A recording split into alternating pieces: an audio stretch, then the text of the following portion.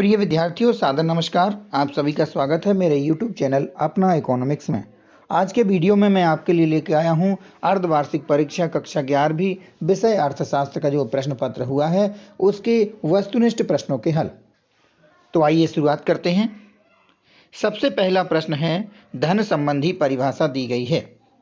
धन संबंधी परिभाषा, अर्थशास्त्र की परिभाषा धन संबंधी किसने दी है? एडम स्मिथ के द्वारा दी गई है। यहाँ पर थोड़ा गलत लिखा है, आप यहाँ पर एडम स्मिथ कर लीजिए। एडम स्मिथ, एडम सही लिखा है पर स्मिथ सही नहीं लिखा तो मैंने आपको यहाँ पे बता दिया। धन संबंधी परिभाषा दी गई है एडम स्मिथ के द्वारा। अगला प्रश्न है, कला एवं दिए हुए उद्देश्य प्राप्ति के लिए नियमों की प्रणाली है। तो विद्यार्थियों, यहाँ पर ये प्रश्न मुझे अभी तक पूर्ण रूपेण समझ में नहीं आ पाया है।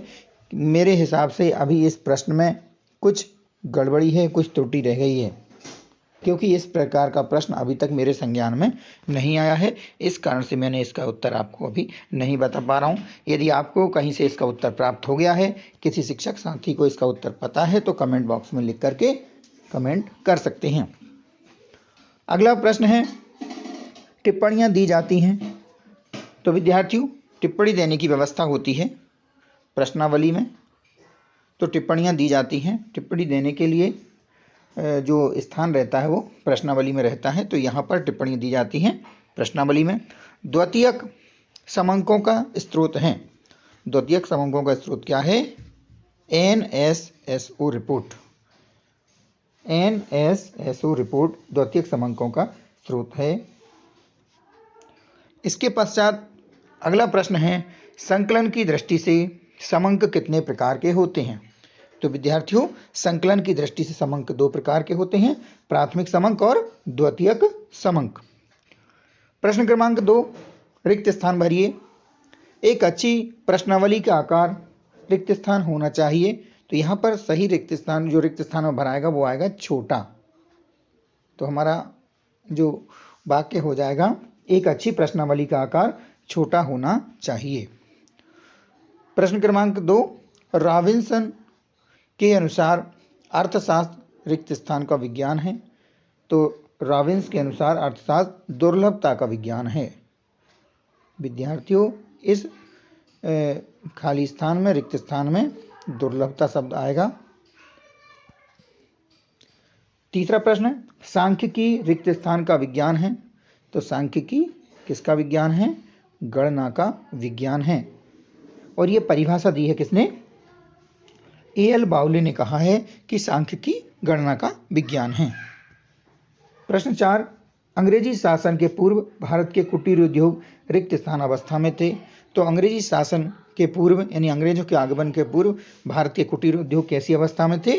उन्नत अवस्था में थे या अच्छी अवस्था में थे। तो यहाँ पर हम इस रिक्त स्थान की पूर्ति उन्नत शब्द से कर सकते हैं या अच्छी, उन्नत या अच्छी। तो यहाँ पर जो हमारा सही रिक्त स्थान की पूर्ति करने के लिए उन्नत शब्द या अच्छी लिख सकते हैं। अंग्रेजी शासन के पूर्व भारतीय कुटीर उद्योग उन्नत अवस्था में थे। प्रश्न 5, स्वतंत्रता के समय कृषकों का शोषण रिक्त स्थान के द्वारा किया जा रहा था। तो स्वतंत्रता के समय कृषकों का शोषण जमींदारों के द्वारा किया जा रहा था। जमींदारों के द्वारा किया जा रहा था। तो यहाँ पर स्वतंत्रता के समय कृषकों का शोषण जमींदारों के द्वारा किया जा रहा था। अगला प्रश्न है, सही जोड़ी मिलाइए।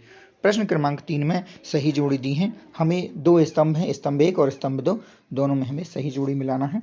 तो आइए इनकी शुरुआत करते हैं। सही जोड़ी इस प्रकार से है। प्राथमिक क्षेत्र का मिलान करेंगे हम कृषि से, यानी प्राथमिक क्षेत्र में कृषि आती है।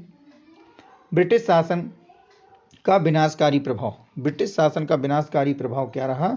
हमारे देश में आर्थिक गतिहीनता आ गई। प्राथमिक समंक संकलन की विधि। प्राथमिक समंक संकलन करने की जो विधि यहाँ पे दी है वो है प्रश्नावली विधि। प्रश्नावली भरवाकर। राजस्व, राजस्व की जो जोड़ी मिलेगी वह आय व्यय का समायोजन से मिलेगी। और मिश्रित अर्थव्यवस्था। मिश्रित अर्थव्यवस्था वह होती है जिसमें निजी और सार्वजनिक दोनों ही क्षेत्रों का समायोजन रहता है। इस प्रकार से ये सही जोड़ी मिलान हो गया। प्रश्न क्रमांक 4, एक शब्द या एक वाक्य में उत्तर दीजिए। पहला प्रश्न है इसके अंतर्गत, चुनाव करने की क्रिया को रॉबिन्स ने क्या नाम दिया? तो चुनाव करने की जो समस्या है, चुनाव करने की क्रिया है, उसको रॉबिन्स ने नाम दिया आर्थिक समस्या। तो यहां पर हो जाएगा आर्थिक समस्या। चुनाव करने की क्रिया को रॉबिन्स ने आर्थिक समस्या नाम दिया। प्रश्न क्रमांक 2, उत्पादन में किसका सृजन होता है? तो उत्पादन में किसका सृजन होता है? उपयोगिता का। उत्पादन में सृजन होता है उपयोगिता का। उत्पादन में उपयोगिता का सृजन होता है। सांख्यिकी अनुसंधान के कितने चरण होते हैं? तो सांख्यिकी अनुसंधान के 4 चरण होते हैं। वो 4 चरण कौन से हैं? पहला चरण संकलन, दूसरा प्रस्तुतिकरण, तीसरा होता है विश्लेषण और चौथा होता है निर्वचन। इस प्रकार से सांख्यिकी अनुसंधान के कुल 4 चरण होते हैं। प्रश्न क्रमांक 5, सांख्यिकी का जन्मदाता किसे कहा जाता है? तो सांख्यिकी का जन्मदाता कहा जाता है गॉटफ्राइड आकेनबाल को। सांख्यिकी का जन्मदाता कहा जाता है गॉटफ्राइड आकेनबाल को कहा जाता है। इस प्रकार से आपका ये चौथा प्रश्न भी हो गया। 5वां प्रश्न है, उपभोग की परिभाषा दीजिए। तो अर्थशास्त्र में उपभोग से आशय, विद्यार्थी आप इस प्रश्न का उत्तर अपनी कॉपी में लिख सकते हैं।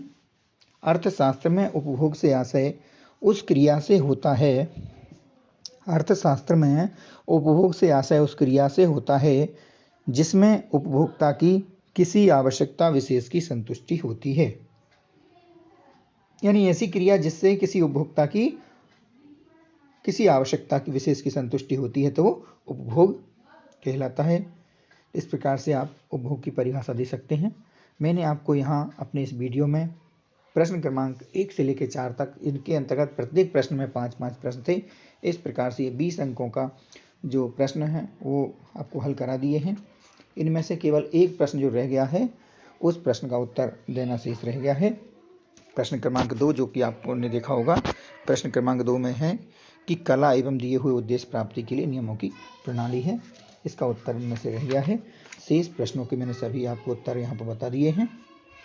तो आपने आज इस प्रश्न पत्र का हल किया भी होगा। अब आप मिला सकते हैं कि आपके कितने प्रश्नों के उत्तर आपने सही किए हैं। प्रश्न क्रमांक 5 से लेकर के जो प्रश्न हैं वो प्रश्न आपके आंतरिक विकल्प वाले थे। 5 से 9 तक अति लघुत्तरीय प्रश्न हैं जिनमें प्रत्येक प्रश्न के लिए 2 अंक आवंटित थे। आपने इन प्रश्नों में से हल कर लिए होंगे अपनी, जो भी आपको इनमें से याद हो। प्रश्न क्रमांक 10 से 14 तक ऐसे प्रश्न थे जिनके लिए 3 अंक निर्धारित थे। अगले जो प्रश्न क्रमांक 15 से लेकर के 19 तक ऐसे प्रश्न थे जिनके की उत्तर आपको 4 अंक आवंटित थे, जिनके लिए उनके उत्तर आपको दीर्घोत्तरीय प्रश्न थे।